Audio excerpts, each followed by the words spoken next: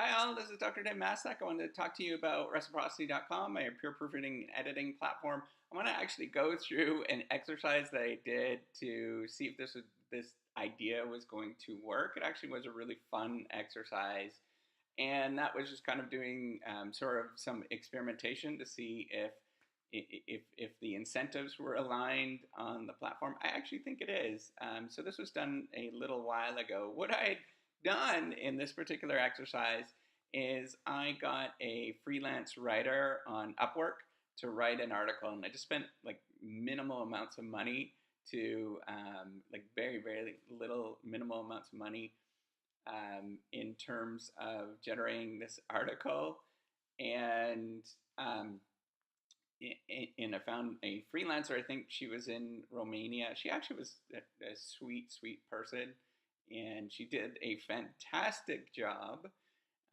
I was very impressed with what she had done, but then I wanted to see if a reviewer or editor can actually improve upon what they developed.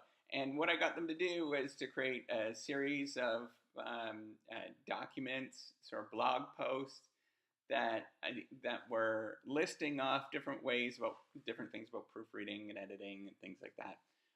And then I sent it off into the system, and it came back.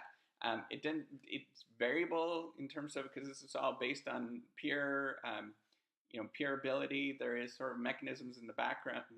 There's mechanisms in the background to encourage people to give reviews fairly quickly, but it's still based on people that it's all sort of based on friendship, reciprocity, right? So there's people that necessarily don't complete things as fast as what you'd get on a sort of a traditional editing website. But I think this is what's really cool with the reciprocity.com is that you don't necessarily need to pay for anything as long as you reciprocate and edit other people's work. You're going to get credits for that, and all those credits are 100% yours. The only time that it's going to cost you any money to use the system is when you purchase credits, or when you use sort of different features on it, things like that. So I wanted to go through the document because I actually think it was a really good idea in terms of the suggestions that she made. I'll post this onto the YouTube notes as well. But I got them to write, or I got her to write about 10 proofreading tips and tricks to impress your boss. And a couple of the ideas that she came up with, and I'll just go through them. The first one is just getting prepared, getting into the right situation. That actually was a great idea to sort of go into a sort of physical location where you're not distracted, and that you could sort of devote a little bit of time to it. The other one is, so the second one is to make sure that you take breaks. So thinking about, whether you take a break so I have found, and I've done my own sort of research on this. If I take a break every about 45 minutes to an hour, and I take, 5-10 minute break, make sure it's not a break that's on your computer. That there's the psychology research that shows it's actually really bad for you to take a break on your computer and go into Facebook and stuff like that, because your mind actually doesn't get relaxed. You go and, what I'll do, I'll go to the restroom, grab a coffee, grab a snack, something like that, go have a little quick chat with somebody, and then go back.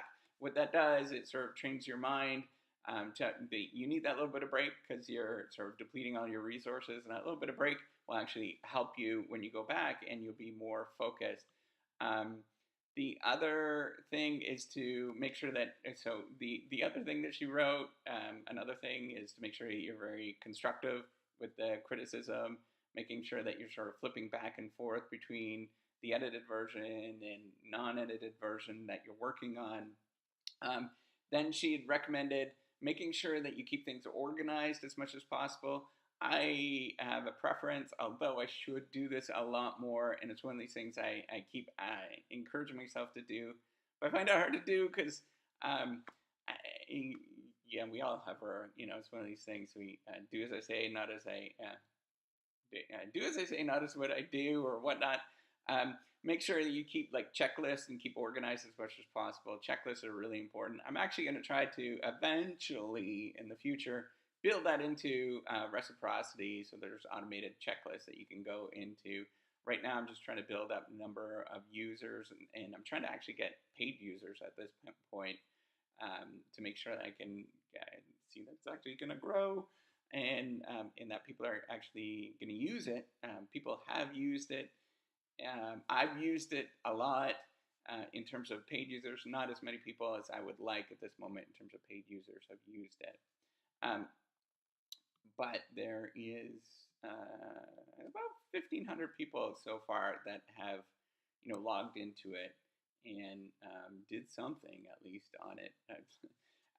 So, anyways, the other idea is to just keep double checking as much as possible, focusing on particular details. I think one critical issue, she gets into point 7 here, is to look at numbers and symbols and illustrations. That's really stinking hard to do, especially if you are a academic or you're doing any sort of numbery report.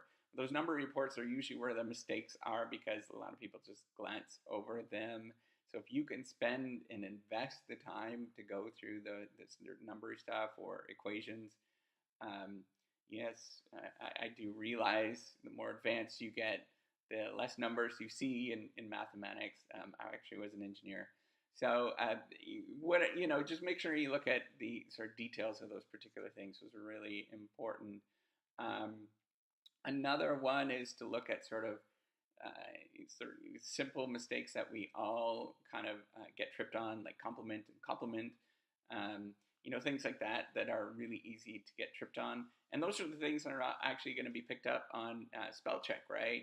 Grammar check might not pick that up as well, because those are the things that the human mind, that's why I built this. The human mind can pick that up, but software algorithms have a heck of a time picking up this stuff. So the other one that I think was really original and cool that she pointed out was to read it backwards, or read it out loud. Those are critical things when you're reviewing a document. If I'm reviewing my own work, I'll often do that, other than sort of going through very closely, but I'll just read it out loud.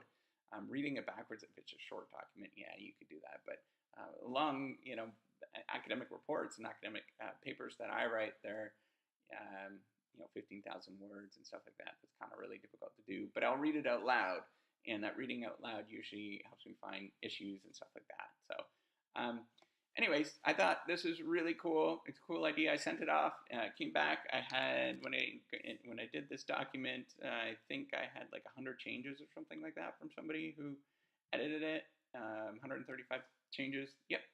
And the readability stayed about the same. And the document just way better, way better than when I actually had it. So I'll post it.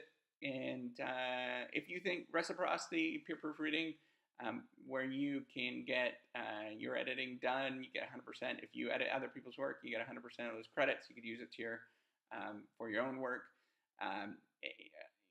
Or if you want to purchase credits, you could do that as well.